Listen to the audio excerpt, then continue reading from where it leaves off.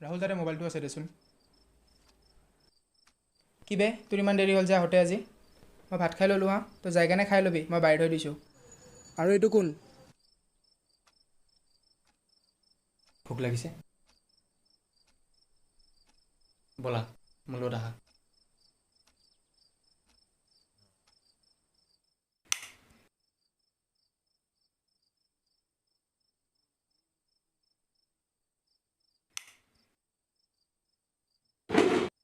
বহা।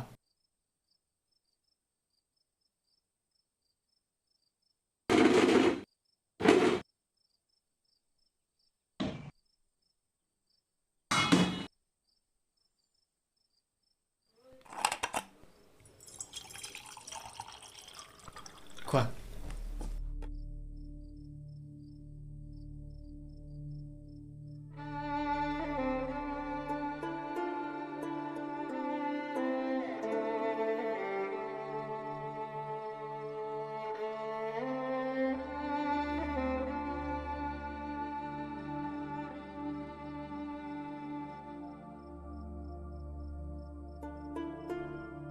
আবে এইটো কোন হয়?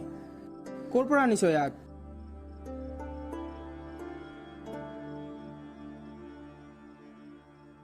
জ্যোতিষ।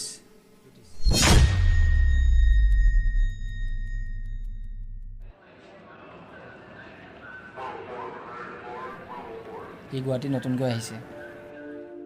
বেচেৰাৰ মাক দেউতাকৰ এটা দুৰ্ঘটনাত মৃত্যু হৈছিল আৰু দাদায়েকে তাক গুৱাহাটীত একেলগে ৰাখিবলৈ আহিছিল, কাৰণ দাদাকৰ বাহিৰে ইয়াৰ জীৱনত আন কোনো নাছিল।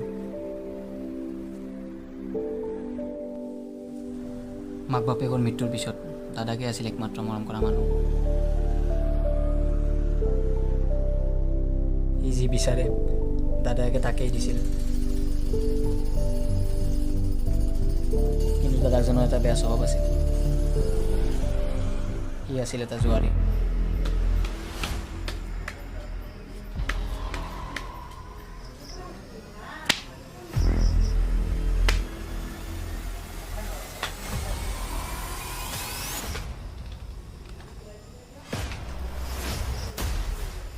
আৰু লগতে সিহঁতৰ মদৰ আড্ডাও বহিছিল।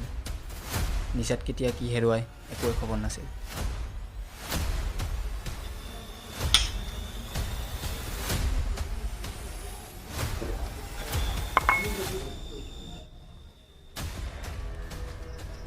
দিনৰ পিছত দিন এনেদৰে জুৱা খেলি খেলি দুপৰনিশা ঘৰলৈ উভতিছিল।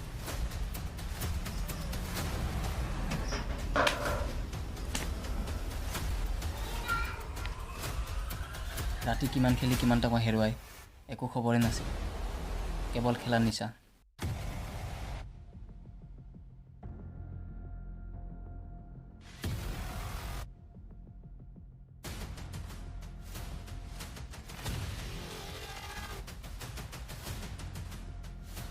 তাৰ সকলো সা সম্পত্তি টকা পইচা সি হেৰুৱাই পেলাইছিল।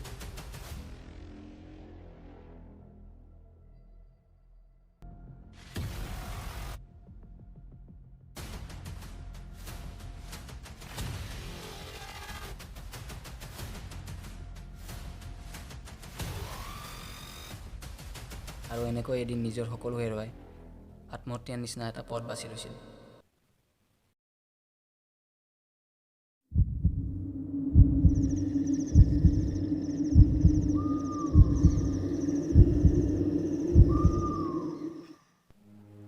দাদাকৰ মৃত্যুৰ পিছত সিও ঘৰৰ পৰা নিথৰুৱা হৈ ওলাই আহিছিল।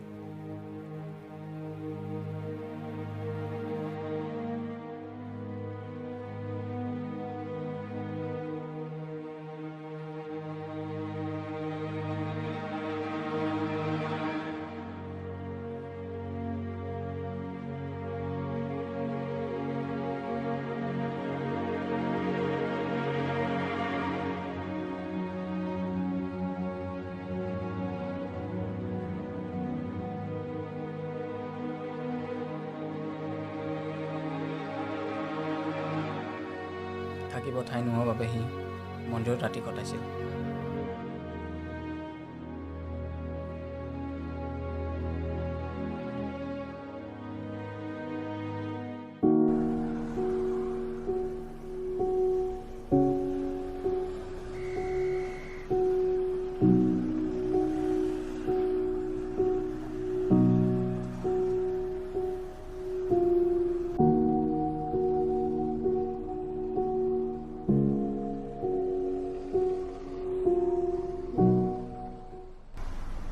দেখা নাপা নেকি বে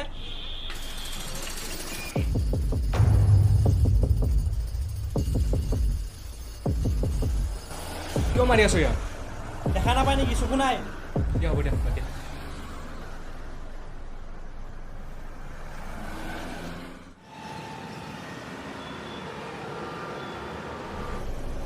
বহা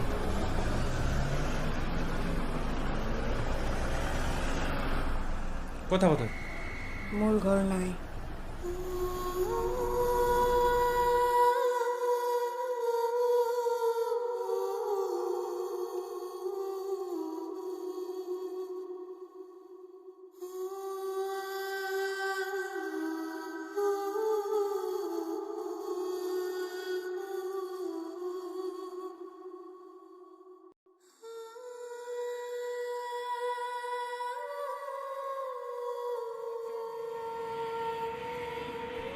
বল মোৰ লগত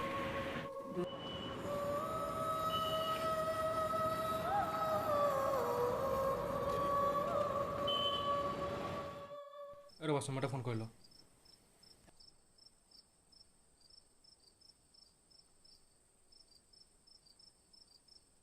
হেল্ল' ৰাহুল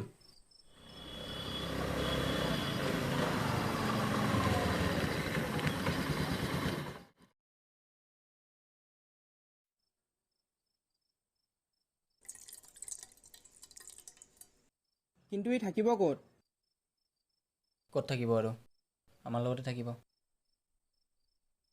তইচোন জানই মোৰ অতীত কেনেকুৱা আছিল মোৰ লাইফত তোৰ বাহিৰে আৰু কোনো নাই মই যেতিয়া ইয়াক লগ পাইছিলোঁ মোৰ এনেকুৱা লাগিছিল মই নিজক লগ পাইছোঁ